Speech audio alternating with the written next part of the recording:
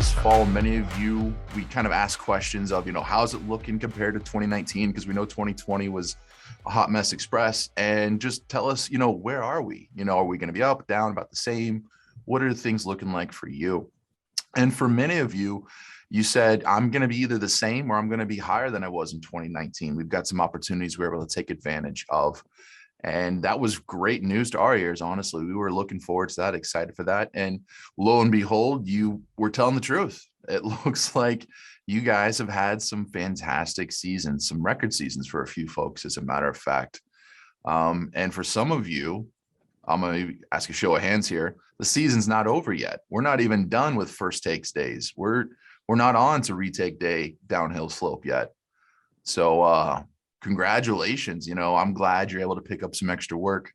I'm glad you're able to extend that season out a little bit. And so I'm just hoping that you guys finish the fall and the last quarter strong. So that's fantastic. But we all know that with an increase of sales, there also get an increase in customer service traffic, right? We get those extra calls, the emails, the questions, those sort of things. And so we thought, while these feelings and these experiences are fresh, now would be a great time to talk about that. So in today's conversation, we want to talk about some of the more common customer service questions that you're getting and how you're finding success with responding to those and helping customers understand what to expect. And then if there's time, we want to take it a little step further and say, how can we be clear up front in our communication and communicating expectations so that we're not getting so many customer service calls, so we're not getting those emails, and we're not having confused customers, that they understand what is they need to do at that point. Now, some of this can't be avoided. We're not saying there's a silver bullet out there, but if we can shave off 10%, 20%, 30% of customer service traffic, that would be a great day for a lot of us. And so we just want to share around some good ideas that others are experiencing, and some things will apply to you, some things won't. That's okay. But we all have a lot of shared experiences here, and so we want to benefit from this communal knowledge that we have together.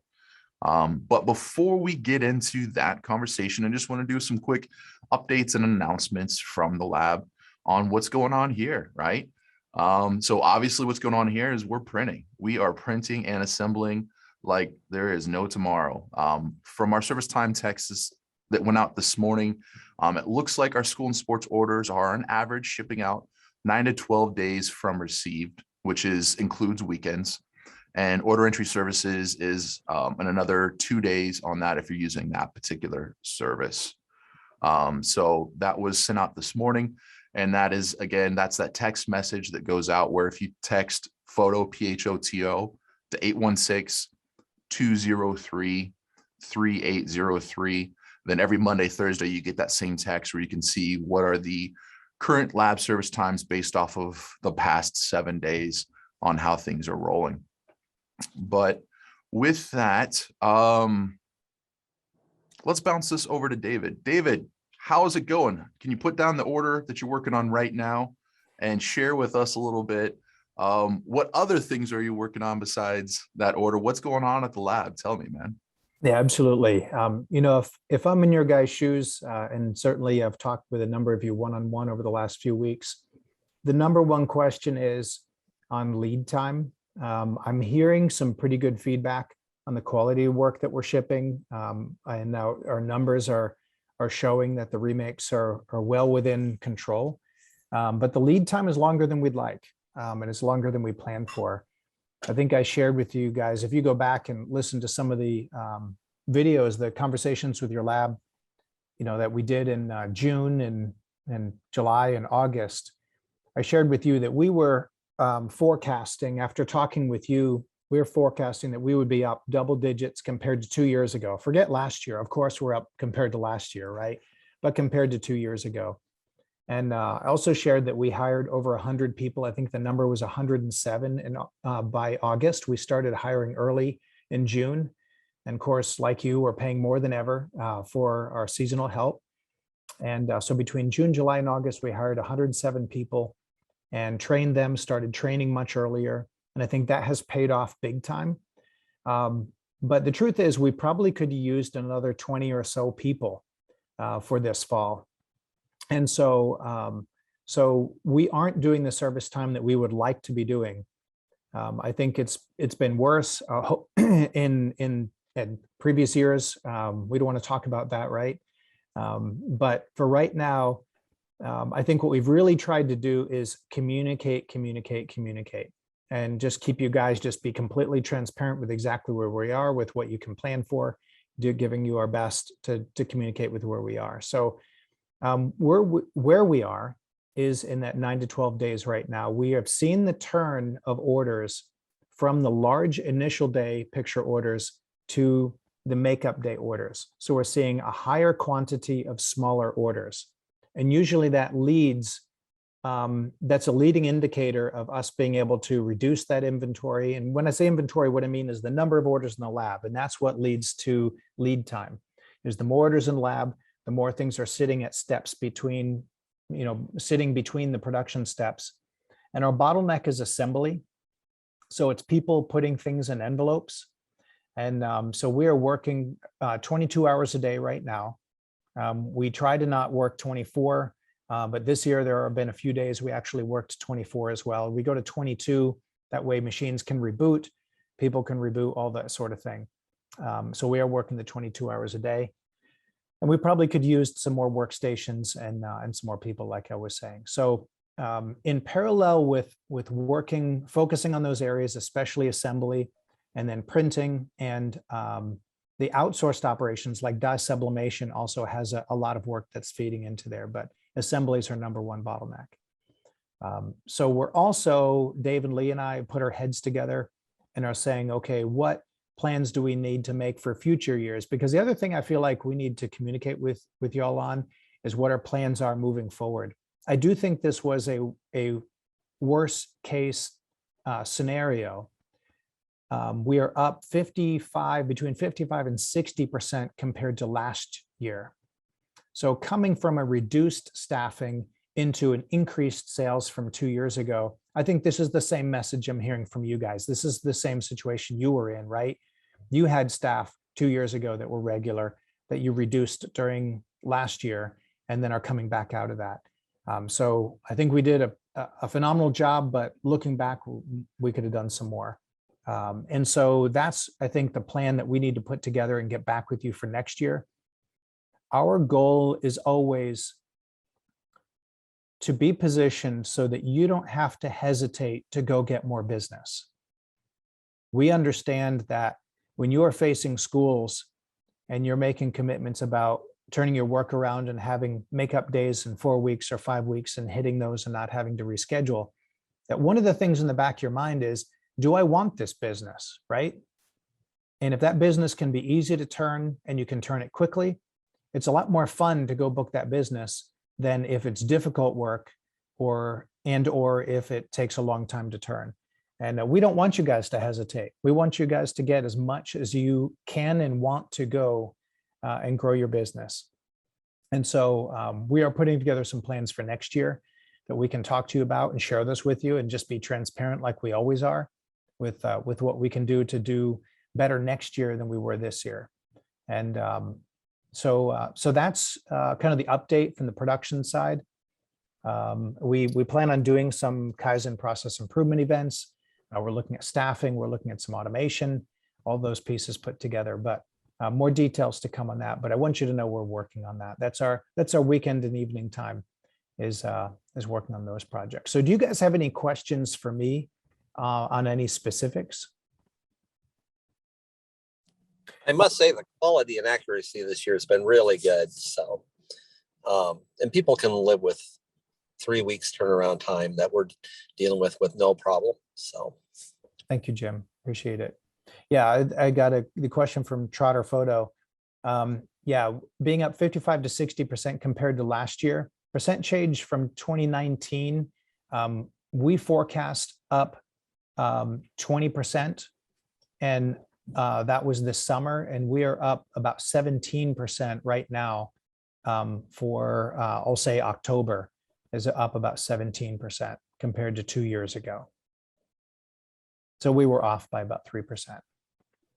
Darn it. I'm pretty happy with that accuracy, actually. I'm really happy with that. What else? are sports and schools being ran under the same track now? Because we used to see sports would get in a little bit sooner. I'm kind of running into like my shorter seasons coming up that I'm concerned about, like my 6-week long basketball.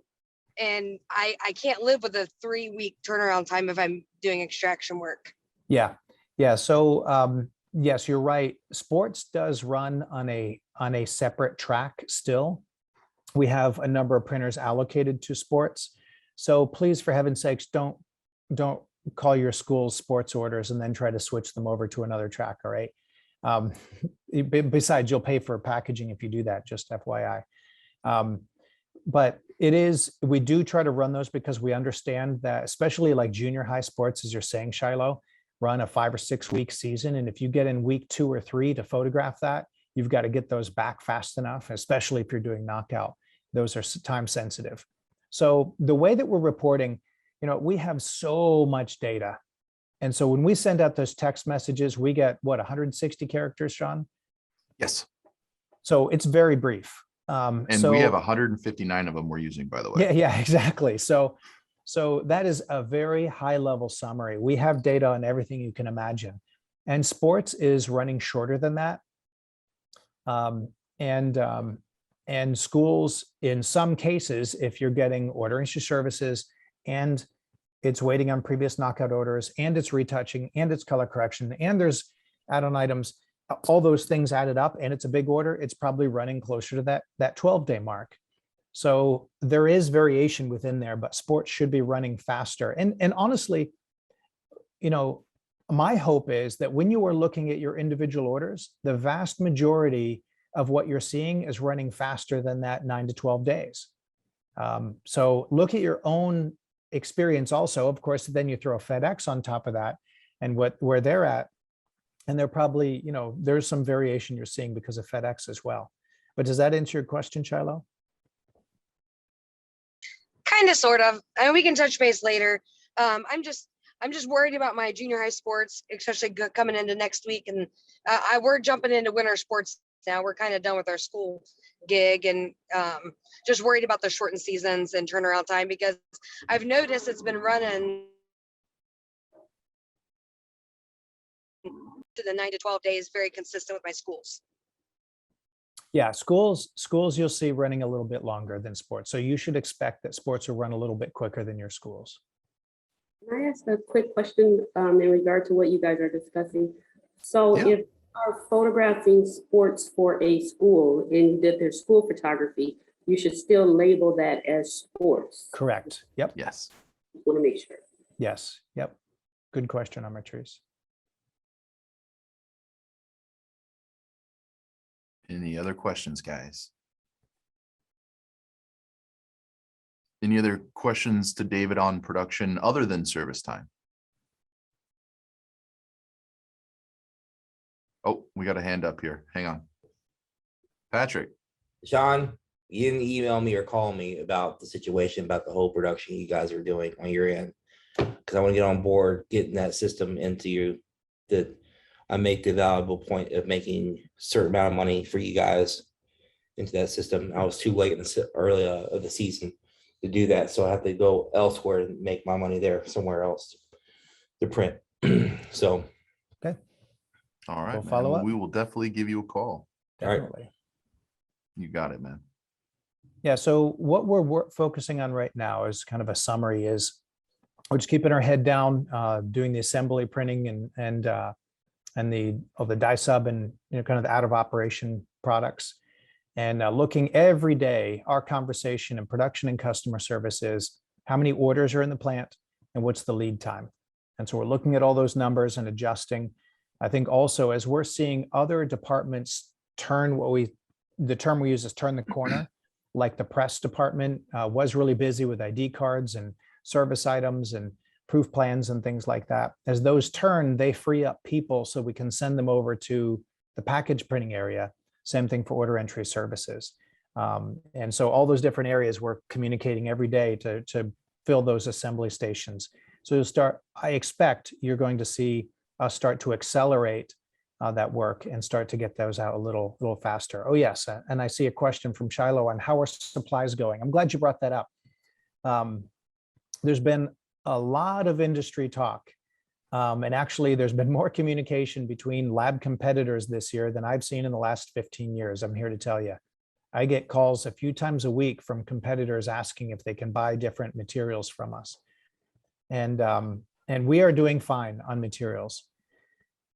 Fortunately, because we saw what was happening in July, we sent in orders for everything and pre-bought everything for the season from all of our vendors that we needed through the end of the year.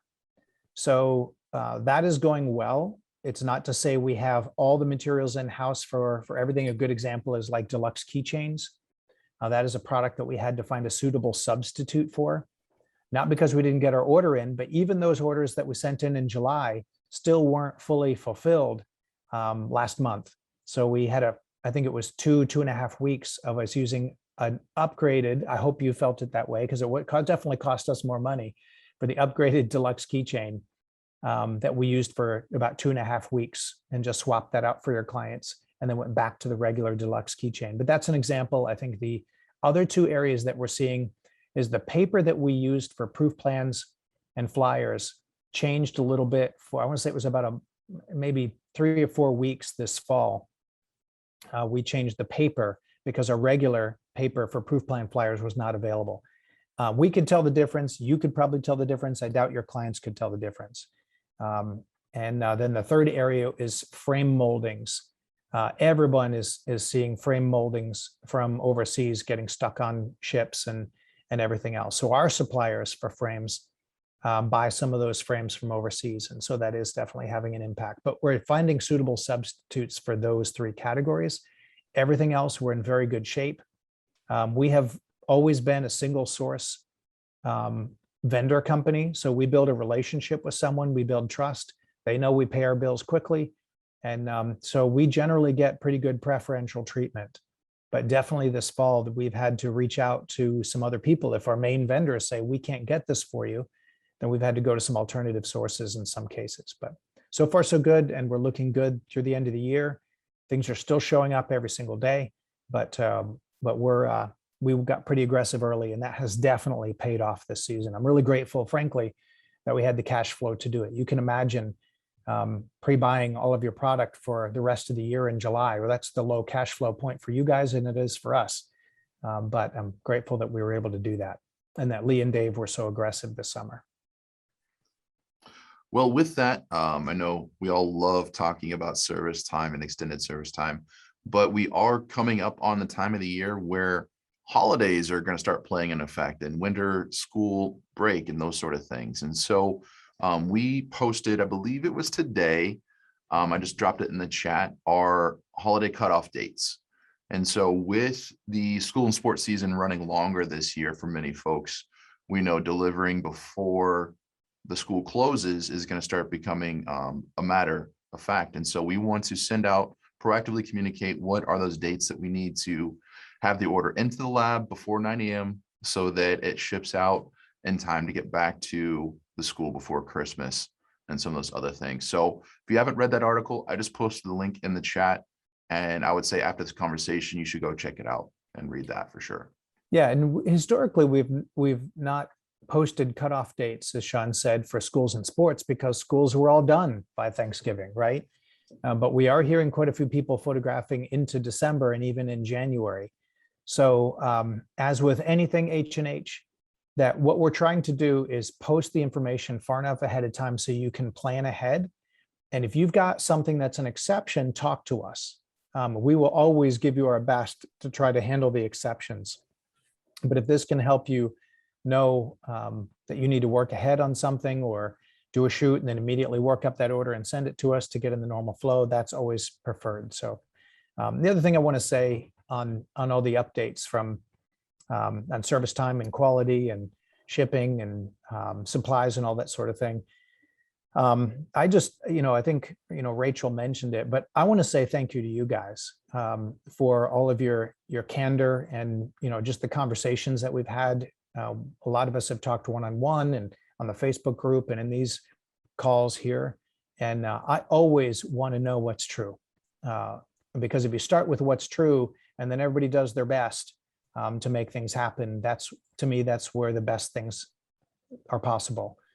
So I want to thank you for bearing with us on some of these longer times, and also your encouragement, frankly. And hopefully we've been an encouragement to you guys with you going to get the business this year, with all the competitive issues and everything else.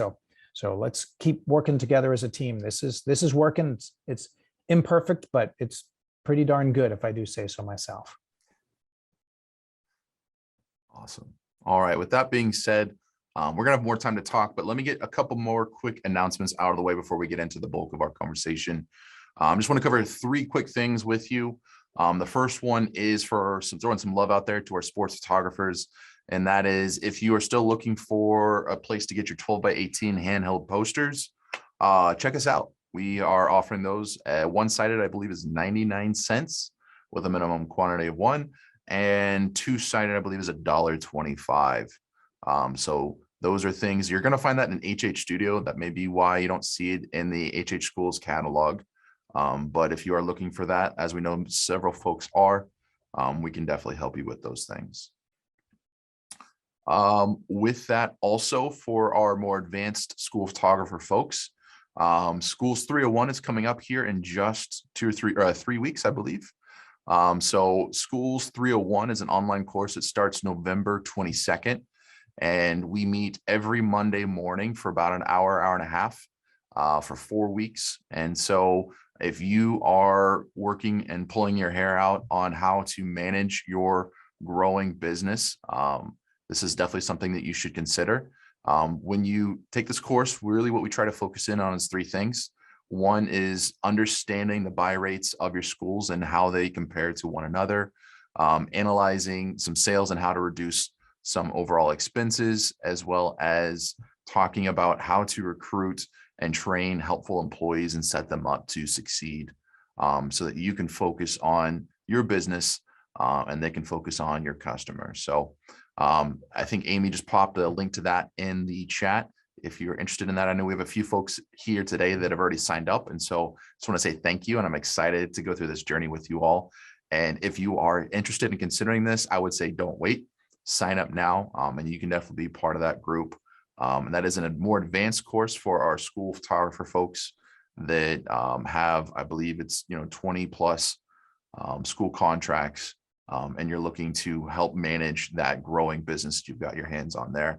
And we want to help you with that by sharing some helpful information. So that is coming up. That's the second thing. I don't know, lost count on how many things now. And the last one is we've continued to roll out some steady updates through this fall, even amidst everything else. Most notably, we've got that 8x10 package insert that markets second sales that's designed for our sports photographers. Again, throwing some more sports photographers some love.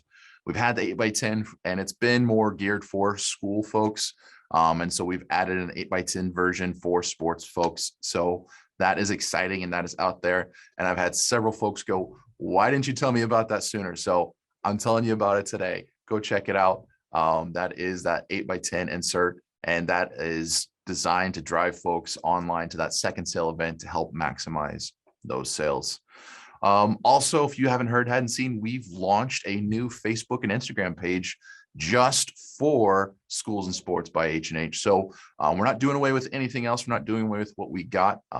But if you are here, you're likely interested in schools and sports. And so if you want to stay in that conversation, stay in the know, please help us out and follow, share on those channels so that you can stay connected and we can help get the word out to some other folks that want to know about cool things like 8x10 package inserts for sports photographers. So check it out. Another thing, again, thrown out, there's a lot of sports photographer love today, is that we've lowered the prices on group extractions. So before it was count the number of heads and then look at a table and you could figure out what the price was. That's all simpler and actually lowered down. And so the price for a group photo, which is 3 or more people, if you're having that extracted, that's $287 per team. That's $2.87 per team. That is out there and live today. And I think that's it. Just a couple quick teasers is we're wrapping up some development on a couple of really big projects that I'm really excited about. One is we're adding another level of ship to home. This is not a faster necessarily ship to home service, but we know a lot of folks have really liked the ship to home service, except for whenever they're trying to track their order. And so we're going to add an additional ship to home service that is ship to home with tracking. So this is still USPS first class, but it includes tracking on this service as well. So we're getting into beta testing shortly, so that will be coming out hopefully very soon. So look for that coming up. And then right on its heels after that is going to be our virtual team service. So we just talked about group extractions. We're still talking about group extractions, but instead of photographing together, you photograph them individually, and then we got to stitch it all together. So we are partnering with Robuku to do an integration so that you can use those same H8 Schools image and data match tools you're used to using today. And then very easily, very simply get those images over to those folks that are awesome at making those group photos for you so they can stitch that together, get that file back to you. You can do whatever you want to do with it and then place that order with your new virtual team photo. So lots of big, exciting things that we're still cracking away on, in addition to printing and assembling everything we got right now. So lots of stuff going on there. But you didn't come here for all of that. You came here for some of that. You came here to talk about today's conversation. So let's talk about it. Let's talk about this fall season. Like I said before, many of you that we spoke with, sounds like you're doing even better than you were in 2019. Even better than you were in 2019, especially better than you were in 2020. And so with that increase in sales, you've also experienced an increase in customer service calls, right? That's kind of a natural relationship, right? The more orders you get, the more customers you get, right? And hence there's that percentage of customer service calls inflates accordingly. And so there's two ways to really mitigate this. One is to kind of, I don't use the word scripting, but kind of really narrow in on some of your responses and how you support your customers to those more common customer service questions like, where's my order? How do I order this? Those sort of questions. So that's one way, is to make sure that we're all on the same page and answering, your entire team's answering those questions very similarly. The other way is to help reduce some of that confusion from the get-go and being clear about these expectations up front and these processes up front. And today, if we have time, I want to talk about both of those things. But let's start off with, so let's go in real light, nice and easy. And let's just talk about what are the more common customer service questions that you're getting right now, and how are you finding success when responding to those? So this is the part where you get to unmute yourself, as long as you're not in a loud, noisy background area, and just share, this could be a proud moment. Don't be afraid to brag. Is what are some customer service questions you're getting right now? And how are you finding success? That was a hard word to say, success in answering those questions. So talk to me, what's going on there? What kind of questions are you getting from your customers? Our biggest question by far this fall so far has been, drum roll please, has been the second sale. Dave and I were talking about this, but the password, the passcode, the event code for people to log on to second sale. And it's going to be a long-term research deal, I think. And part one is educating the customer and then looking through our whole process from start to finish. Because we've had many phone calls, not just one or two a day, but many phone calls where people spend hours trying to figure out how to reset the password that they never set in the first place. And so I think, anyway, so, but there's a lot more conversation behind that. But that's been our biggest questions so far.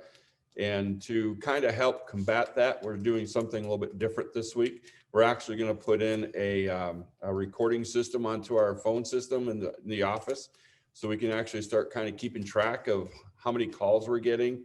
And then we can go back and listen to those calls and see where people's, where their breakdown is in the whole process of trying to figure out how to get into second sale. So, I mean, that's a long-term conversation, I think, but there's certainly can be an issue there, but it can be cleaned up quite a bit, I think, between us and you guys. It's a process probably needs to be retuned a little bit. You know, Chad, what we do, and we started doing this before COVID, and now it works out really nice because most of the schools are all online now for their registration. We use the student's ID number for their school as their password. So their password never changes. Their password's always the same, and the parents know it because they have to do all the online registration. Sure. Yeah, that's a great idea, Shiloh. I appreciate that. In fact, I've kind of forgotten about that. That's something we'll have to maybe look at, see if that will work in this process. I don't see why not. Other than parents won't know their students their students' ID, because some of our schools are online, but a lot of our schools are so rural, there's still, you have to come in and fill out the forms and all of that fun stuff. So Yeah, that's part of our problems. We're out in the sticks, so. we're out in the middle of nowhere. Yeah, some of my schools were so small that they don't assign student IDs. So what I No. did in that case was I used the student's last name. Now, unfortunately, that means if you have a common last name, every kid with that last name is going to show up. But at least you can find your kids' photos. So that was one of my few options that I took. Yeah. Yeah, what we're finding is there's really two problems we're trying to solve at once, right? One is finding the images you care about, and the other one is security.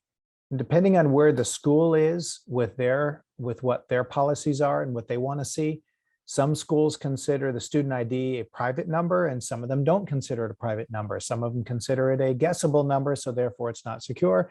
Other people want a random number. So there's some of this. Some of this has been, is listening to what the school really wants, and probably they haven't thought it through. So they'll need someone to hold their hand a bit. Lisa and I have a chat kind of on the side here, and one of the changes we made, was it last year, Sean, or the year before, was changing password to password/access code, and then trying to change that term. We found that people were thinking password might be because they set up an account. And so they would kind of futz around with all their different passwords. I don't know about you guys, but I have like 6 passwords that I use for all my different things. And then they're looking for a, reset password button and things like that. And so so we thought passcode might be a help, but I don't know that has really moved the needle. They're still kind of scratching their heads and searching around for a passcode. So we're open-minded about where to take that. And at the end of the day, we also have to know that until we all have a little chip implanted on our forehead, then we're going to be dealing with the world of passwords, whether it's us or Microsoft or Apple or anybody else. So there is some of that that's just going to continue to be out there, but we do want to do better. And that's why we're going to put in our recording system, because I want to go back and be able to listen. What's the common denominator people are getting confused on? Is it passcode because it has PASS in it, and so they think that is password? I don't know, but I'm hoping by recording some of these phone calls and actually listening to the people when we have some downtime, that we can understand where their frustration is in the whole process. Well, it's mostly password. They get hung up on that password, and then they don't read anymore. And then they get frustrated because they can't figure out how to reset their password that they never set in the first place. Yeah, And so How many of you, just with a show of hands, really think that insert with the unique password that we assign makes it home? And then how many of you think their parents really keep it? Or how many kids actually take it home? Right. Right. And that's the problem. Parents don't read. They don't read, they don't keep it, it doesn't make it home. Nope. So frankly, no matter what piece of paper we put it on, it doesn't get there. And the result is they're trying to change the password because they don't know what it is, and they haven't stopped to think that, well, to change a password, I typically have to know what the password was to create a new password. So it's I'll bet we get probably customer service calls. We probably get 10 to 12 calls per hour on various things. Most of the time when it's related to password is they either couldn't find the event, or it's they don't have the password anymore. So here we go again, Exactly. Yeah, real quickly, go ahead, sorry. No, I was just going to say, on like on our website and then through our landing pages on HH Image Host. We're trying to utilize that space, and we'll actually revisit it this winter to, whether or not parents read it or not, but try to re-educate or educate the people, at least inform them of what to do with the passcode. And it might, I don't know. ID number works well for high schools and middle schools. It does not work well for elementaries if the kid doesn't have an ID card that they're carrying. And most of them at the elementary level don't. Yeah, good point. Yeah. Yeah, that's true. Well, and we noticed, we used to have these calls with the class composites, because in our area, we still have to do class composites. So the call used to be, where's my class composite? I demand to know what you've done with it and all that. Well, we put that out more. I mean, it's everywhere you look. Class composites are delivered out after retake makeup days. So that's been getting out and they're reading it. So we're wondering if, the whole passcode thing, thinking about putting something even on the envelope, like don't throw away. Something like that gets their attention as to, hey, shouldn't I throw this away? And then maybe they'll actually open it up and see what's inside it. But yeah, I've seen people actually have a picture of the label with an arrow that says your online passcode is here. That's been a design that we've seen before. Interesting. On a label, or what we thought about was where our logo is on the front of the envelope is redesigning that logo to do something like that would hopefully get a percentage of those people to not throw it away, to say, your access code or whatever is inside. Hey, Chad, are you guys using the where's my access code tip on the event landing page? Not on the event landing page. No, I don't believe so. That's another option is when you set up the event, there's like a default message you can plug in, or you can modify it to whatever you want. And if you're using that, then just below where it asks for the password/access code is a little link that says, where do I find my password/access code? And if you click on it, then a pop-up will come up with a message that you can put on there on how they can find that. So I just did a screen grab of that and pop that in the chat if that is interesting to you guys. That's another option for you. Yeah, I appreciate that.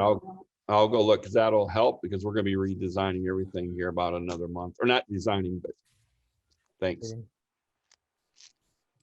Yeah, my hope also is as we are gathering more contact information with emails and text, phone numbers, that some of the automated communication will help out by sending their individual password, as long as that's in the data. So that's a key part of it. So that's an extra tool that we didn't used to have that we do today. Yeah, cool. Thanks, everyone. Appreciate it. Good talk. Good talk. What else? I see a question from Stacy over here. Yeah, what do we got? Is it possible to print a grade, last name, first name access code for an event, so you can have that printout for quick access code questions? Yeah, that should be out of HH Schools. You should be able to export your project data and have that. Some people actually even provide that to the school, although some folks that don't want that want to protect the school secretary or receptionist who's going to get those calls. It depends on your relationship, I would say. But yes, that is printable, or you can just save it, or you can use HH Schools as your database for customer service to search for different names and jump right to the project and look up the access code as well.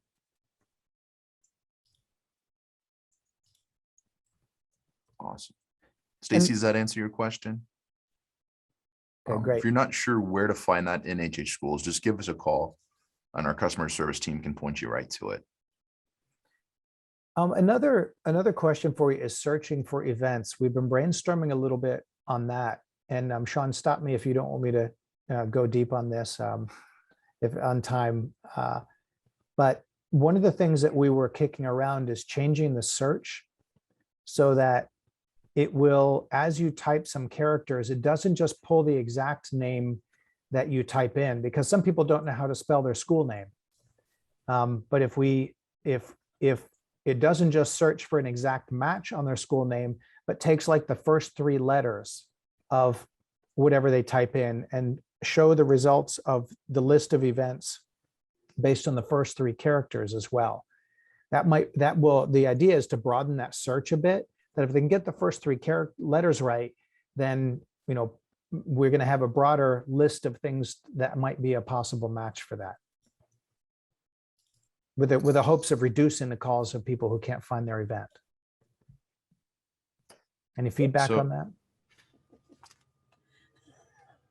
We got Rochelle saying that would be helpful. Chad's got to use the restroom or something. He's getting excited. What's going on, man?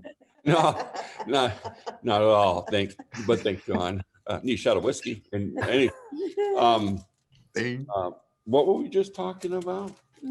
Finding events. Oh yeah, okay. So finding events. What I would like to do, what we try to do is, I like people to go to the if it's a whole district, I like people to go at least try to go to the organization page, and then from there be able to go to the event page. And if we type in like, whatever the event code is, and it's got organization at the top and then the events down below, to me, for some people, I'm thinking that's going to get confusing because they just don't know what to click on, but it click on. So when I do my coding or whatever for HH image host, I try to put in like it'll say Aberdeen Central High School, and then maybe ABSD or something like that as the actual access code after that. So then that's the code we send them to get into like the Aberdeen district. Because like I said, like people to go to the Aberdeen district page, and so they can choose whatever event they want from there. Does that make sense? That's interesting. Yeah. So you're actually using the school name with a school code in it, so they can search, but then you give them the school code to search by, so it's fewer characters and more unique. Yeah, so we don't give them like the full, if it's Madison, we don't say Madison, we'll say MA, like pick the first two letters of this district name, MASD or something like that. And then I'll put that, like I said, into the title of the organization HTML code, so it knows where to find it. And I've done that to try to trick the system to go to the organization page first. And so it doesn't show like all the events along with it. And that seems to work out pretty well. That's a good idea. Yeah, because there's two things we're trying to balance here, right? One is making it easy for your customers to place orders with you. Yeah. But not make it so easy that your competitors can figure out who your customer list is. Yeah, that's exactly right. Totally. So there's a balance we have to play with that, right? And I think that's where David was headed with. You at least have to know the first three characters or first four characters of the particular school or particular event name. You may not be able to spell Aberdeen correctly, but if you can get ABER or ABE in there, then it's going to pull up, the Aberdeen options for you or something like that. Yeah. I don't like the codes to be, some super secret thing, but they got to be like 4 digits. That's what I'm giving everybody, is 4 digits. So ABSD, MASD, or SFSD, things like that, to keep it simple, but yet it's not real obvious just for competitors or any other looky-loos to come around and see what's going on. Got it. So finding events, finding access codes to access those events. What other kinds of customer service questions are you getting from your customers?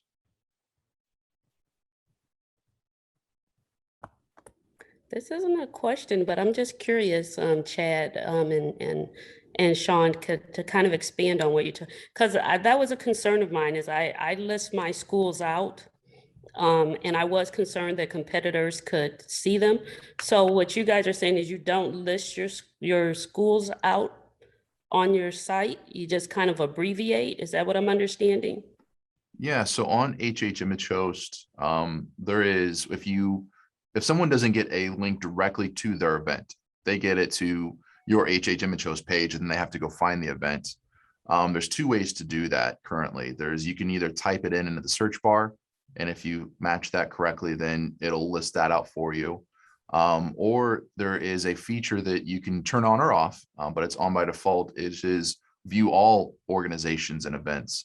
And when you click that, it lists out all of the organizations and events that are currently published and live at that time. So some folks turn that feature off, the view all feature off, so that they have to do a search for that particular event to find the one they're looking for. Oh, gotcha. Okay. Yeah, I have the view all on at this time, but maybe that's Yeah. something I need to rethink. All Well, right, thank you. And Armatrice, when you look at that, you may turn it off and then get enough calls where you turn it back on, right? It's a trade-off there. Yeah, because I haven't had any calls about finding my events because I'm thinking, okay, my clients seem to be able to find what they're looking for, but so all right. It's a trade-off. Okay. I just keep I mean, everything wide open.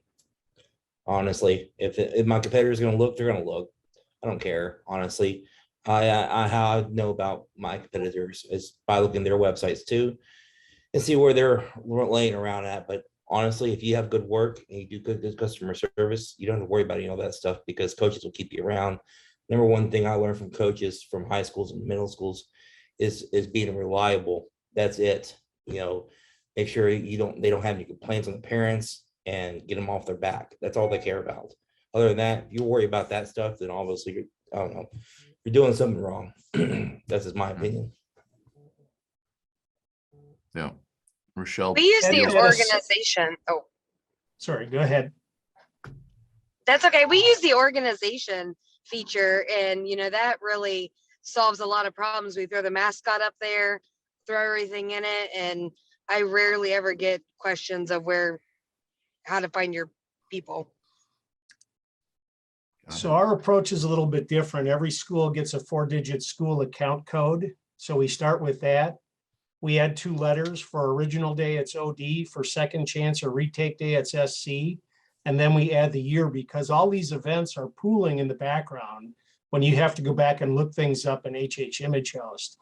The real challenge that we have with 130 schools is we have 4 St. Charles schools, and we have 3 St. Mary schools, and we have 2 St. John Paul academies. And if you let everybody just type that stuff in, they'll just go into whatever event pops up first, place an order. And now guess what? You got to track that order down because I didn't get my order from picture day. Well, ma'am, that's because you put your order in the wrong event. And so when we went to a number system that eliminated a lot of that, plus it absolutely keeps our competitors out of our client list. And I'm not worried about them getting our client list, other than I don't want to make it any easier for them than I have to. But it has eliminated the duplication of getting orders in wrong events. The one call we get a significant number of calls about is that they search a code, for instance, on an original picture day, and that code is no longer available because that event has expired. And the problem is the message they're getting. It's just telling them that no event is available instead of saying this event has expired. And if they knew the event had expired, it might still entertain a call, or we might go a different direction with it. But we get more calls about, well, it says there's no such event. Yeah, that's a good point, Jeff. If you think about like our event URL forwarding, I wonder if there's a tie-in there that if you search for an old event, could it also forward rather than just going to the URL? That may be something to consider. It's a good point. And this is something it's about HH Image Show. So if I'm going off kilter, you'll bring me back in. But searching orders, why can't we search by student's name? Like it wants an ID number, it wants a parent name, it wants a parent email number. Sometimes parents don't remember what phone number they used. Why can't I search by the student name in HH Image Host orders? You can. So, yeah, I mean, if the parent can't remember their own phone number, there's a different set of problems there, but that does happen apparently. No, you're not unique in that one. So you have seen that roll out with our prepay orders, where when you search by participant name, then you can search by that student or athlete's name at that point. That same feature is not rolled over into second sale or proofing orders, simply because it's at that point, usually that data has been managed and transferred over to HH schools. So you're not needing to collect that necessarily at that point. But I see it as an easier tool for a lot of folks to search for orders by. So I get that. Well, I do think also that the history on the proof plan orders, not searching by student name, even if you ask for it, which by the way, I see a lot of y'all's price lists, you'll ask for student name on proof plan, and you don't need to do that. I would actually really consider looking at your price list for what subject data you're asking for. Prepay, you want to ask for a decent amount of information so you can match those orders based on first name, last name, grade, teacher, and so on, right? But when it comes to proof plan, what it's matching on for those orders is the image file name. So you don't need to ask for a lot of data. A lot of people do. And the reason, Shiloh, to answer your question, is that because that name is different for everybody, it's subject information. It's not data that HH Image Host as a system is asking for. It's in a subject data row that is much more difficult to search by those fields. So if you think about it, it really would require us to say, what subject data do you want to search for? And we just hadn't added that capability for proof plan at this point. David, I would just disagree with you to this extent. Having them print the student name on the order form, even though you have the data matched in the project, is making the assumption that the photographer scanned that image correctly. And it's making the assumption that somebody in the project knows that that was incorrectly scanned and they fixed it. So by asking for student data, it's a way of error checking the scanning related to that particular proof. That's good. That's good feedback. How does it actually play out when you import those orders though? Because there's not an alert. How would that show up? Is that you got to manually deal with it anyways? It's just a way to check it, all right? To verify it. So because you either have to fix it there, or you're going to have to fix it when it comes to the yearbook, or you're going to have to fix it if there's personalization. So okay, good. it's That's just good another feedback. flag to hopefully catch an error early on. Good, great. You know, feedback. I agree with you a lot there, Jeff. I mean, we have teachers like, hey, this person's name is wrong. I mean, it's just another layer of Swiss cheese so you don't get a yearbook back with a misspelled name. Mhm. And Okay. so when you have two separate versions of Jeffrey for someone, one is already in HH Schools and the other one is what is an HH Image Host, do you by default use one of those over the other, or are you asking questions on which one to use? How do you guys verify that? Well, obviously, if it's a difference between Jeffrey and Jeff or whatever the case may be, that's pretty straightforward. And our default is whatever the data was that was provided by the school, which will be in HH Schools, is where we're going to go. Okay.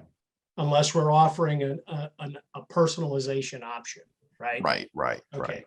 So now if I'm looking at Jeffrey's proof, but his name on his proof is William, now I got all kinds of different bells and whistles going off that I got to deal with. Right. Got it. That makes sense. I do have a question for those more experienced than myself. Because I had a parent contact me. She didn't purchase retouching, and she wanted to know if I could remove a blemish from her child's face. So of course I told her no, she didn't purchase the retouching and the prints had already been ordered. So, but my question is, how much retouching, how much, for standard pictures that you're delivering to the parents, how much retouching do you do? I do what I call kind of pre-touching, where I do, some color corrections, some contrast, little vibrance sliders and things like that. But I don't go in and like run everything through portraiture or some software that does a little bit of skin smoothing. So just out of curiosity with you guys, because that gets time consuming and cuts into how much you're actually netting as a school photographer, how much retouching do some of the more expensive photographers do on their photos that they deliver to the school? Guys? None. Everyone's Okay, shaking their head, that none. sounds bad, but like my tux and drape stuff, like my senior sessions, I will do that only if they pay for it. But let's be real, these people are buying snapshots that they only need to look good for 13 years. And after they graduate, they won't look at them again until they die. So really, no retouching ever. So What about like the contrast and that kind of stuff? Not even, you call, you submit them to HH schools and you're done.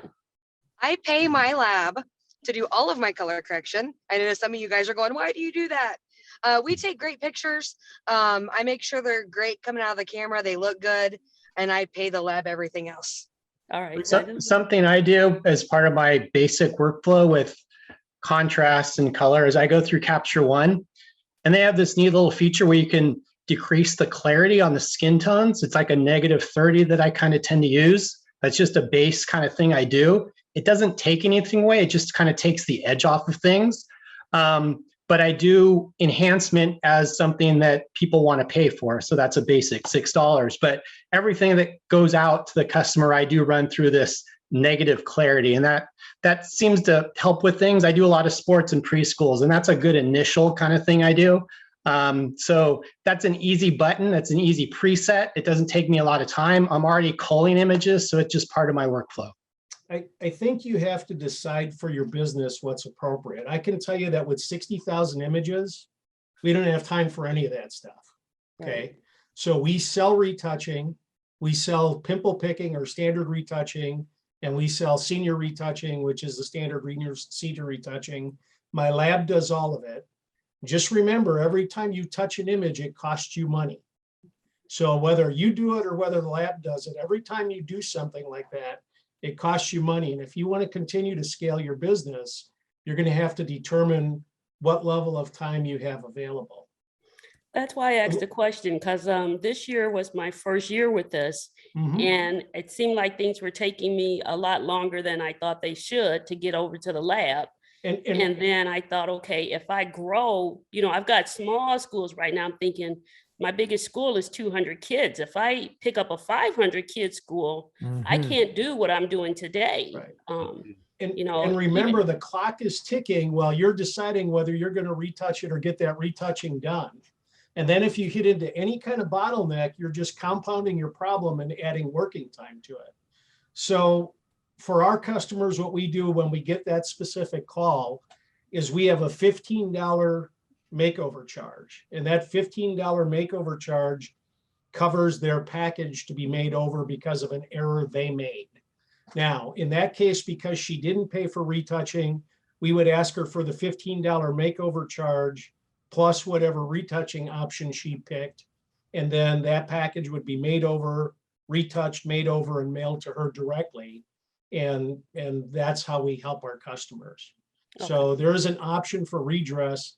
It's just not coming out of my pocket free for nothing. And, if they really want it, we can handle it that way. And the reason why we pick $15 is, again, I got a staff of people in here, but if we get backed up and we have to order it as a onesie from the lab on the reorder charges, so by the time we pay the minimum charge, get it to us, get it shipped out to the customer, that's why we settled on that $15 fee. Thank you. And I really like how Jeff presented that. It wasn't a straight up no.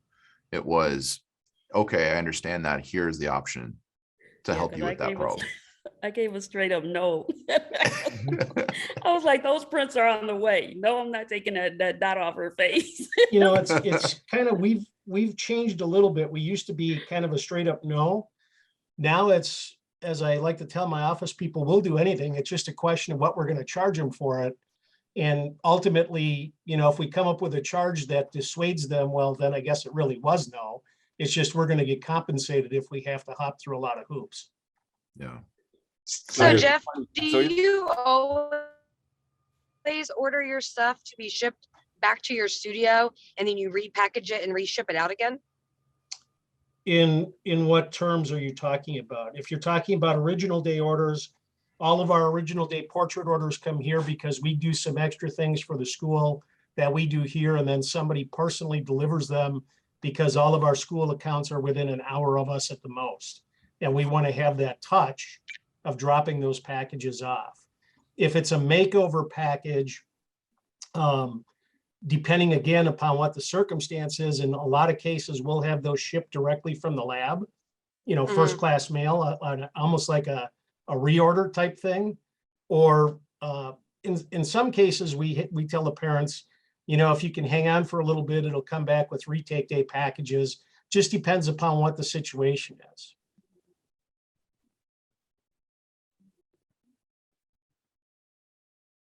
Okay, I was just curious because you said that. I was wondering if you handled all of your retouch, like second chance orders, or if you just shipped them directly from the lab. No, the second chance all ships directly from the lab.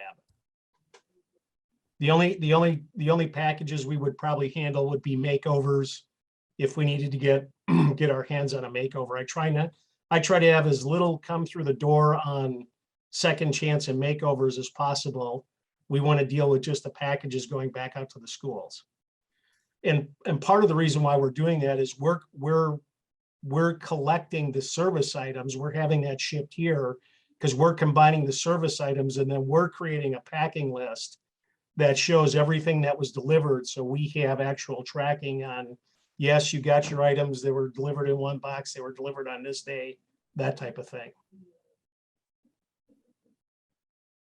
All right. We have time for one more question, and then I'm going to wrap this thing up here.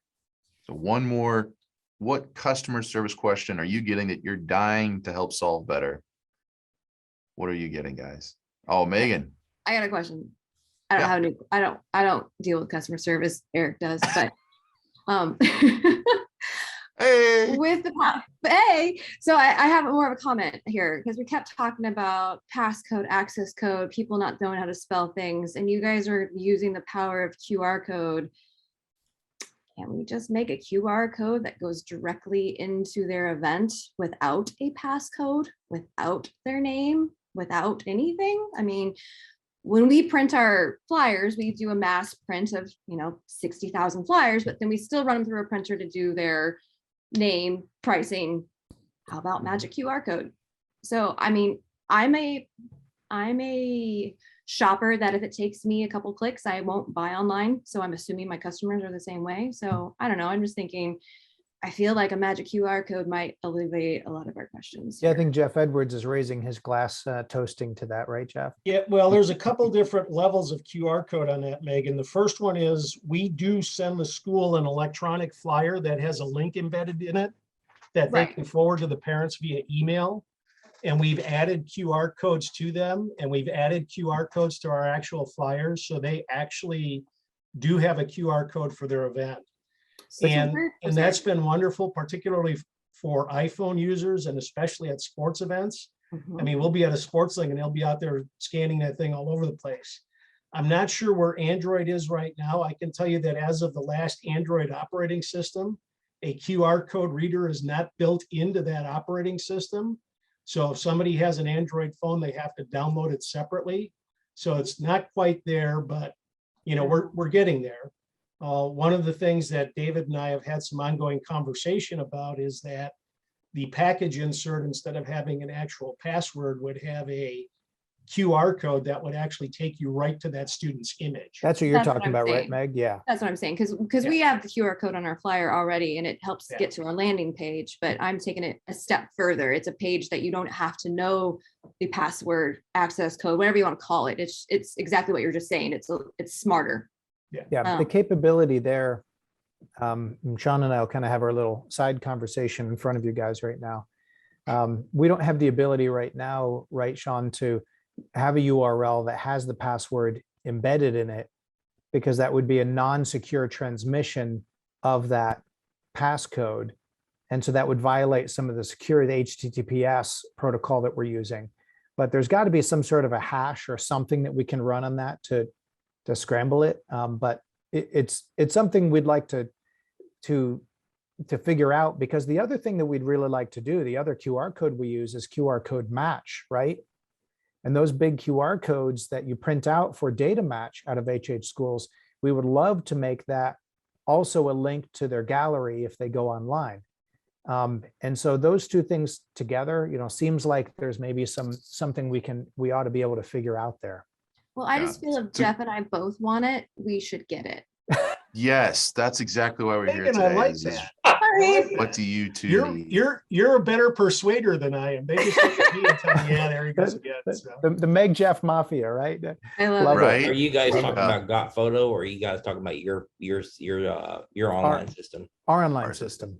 Yep. Well, Sean, you need to call me. All right. So say David, more. got you, buddy. Gotcha. We use the QR code for on our flyers, Mhm. and we print a big one out for registration day. And I think that is one reason why our online sales this year went through the roof. But yet when it comes to putting a QR code in the insert in your envelope, you have the same issue. If they're not looking at it or they're throwing it away, you've wasted a lot of time and whatever, Money. putting a QR code on an insert that isn't getting used anyway. So you're still back at the same ball of wax Sure. there.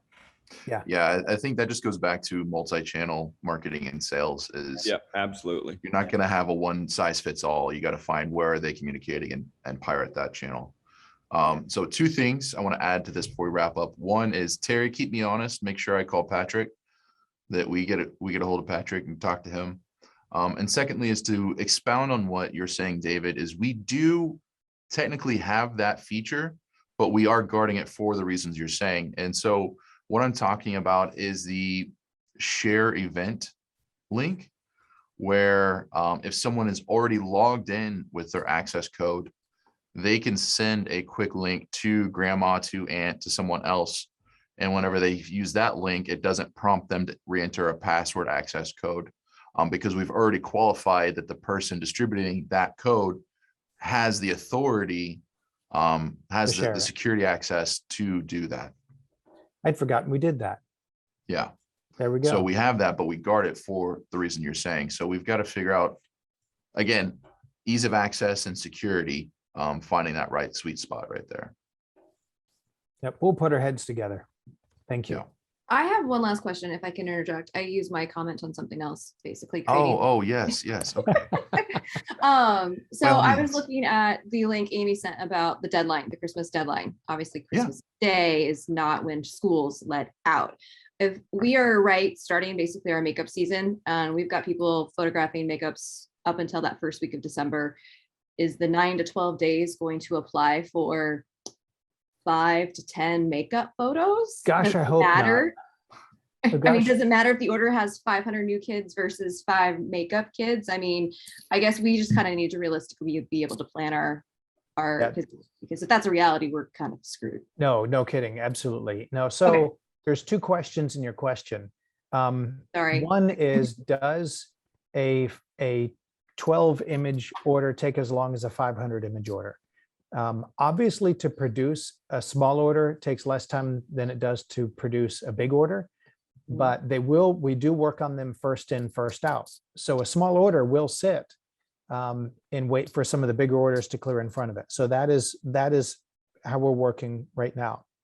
The second built into your question is, by December, do we expect to be 9 to 12 days in-house? Gosh, I hope not. I'm watching every day to see how much we have reduced our work in process inventory to reduce our lead time to you guys. So I would sure hope during the month of December, what you're seeing, I hope it's a smooth curve straight down of lead time. I suspect it's kind of gonna trend down, but not be perfectly down, is how that will really work. So by December, what we're saying is, I think our cutoff date we put in there was December 3rd. Is that right? December 3rd, so that we can deliver back to the schools by the 17th. Yeah, because so we backed out. We started with the 17th in mind, thinking that's probably when schools would let out. And then we backed that up for FedEx shipping. And then we backed it up. We backed it up for FedEx shipping, and we backed it up for production lead time in plant.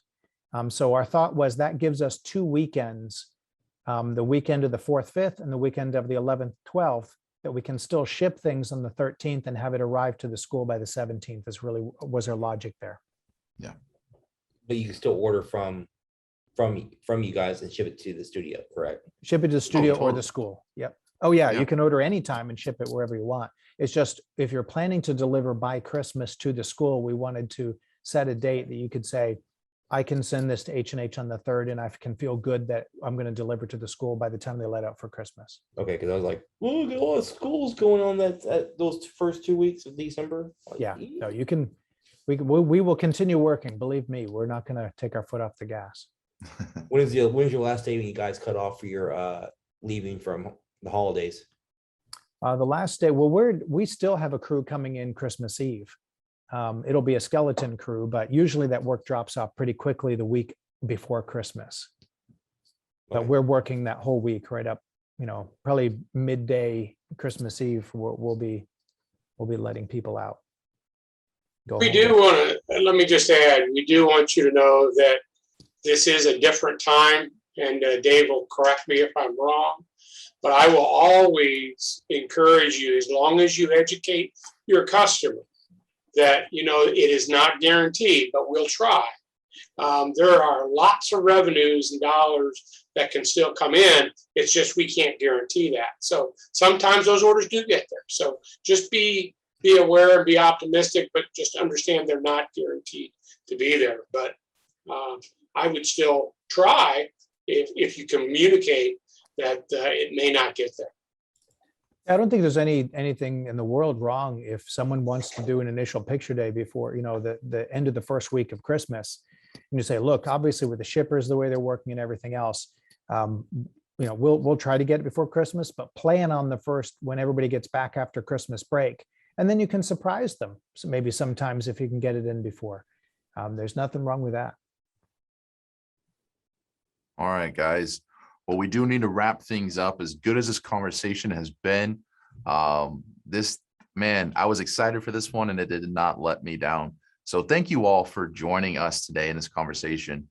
If I could just put a bow on this, try and recap what we've got here, is it really seems like there's a lot of good things happening in the world, even with all these extraordinary changes and challenges and fun, exciting adventures we have every day. Getting calls from our customers about how to access their event and how to order from you. These are all, at the end of the day, good problems to have. And so I appreciate us being able to have this conversation so that while you guys are talking, I've been taking notes on what are some things that we can do to help make that easier for you all. And what are some things that we can share with other folks on how to solve these problems that are working well for you. So thank you for being part of this conversation today. We honestly, in spite of everything that's happening in the world, there's so many opportunities to be grateful. There's so many opportunities to be grateful. And I, for one, am excited about what 2022 holds.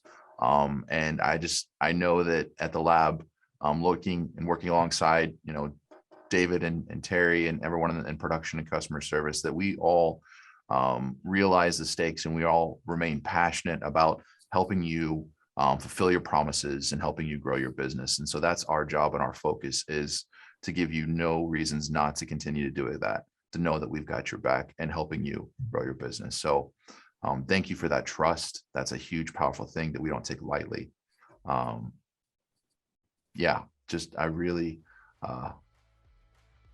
Anyway, thank you for today. Thank you for this conversation. I look forward to the next one, but until next time, my name is Sean Cantrell, and this was a great, great conversation with your lab. Have a good day.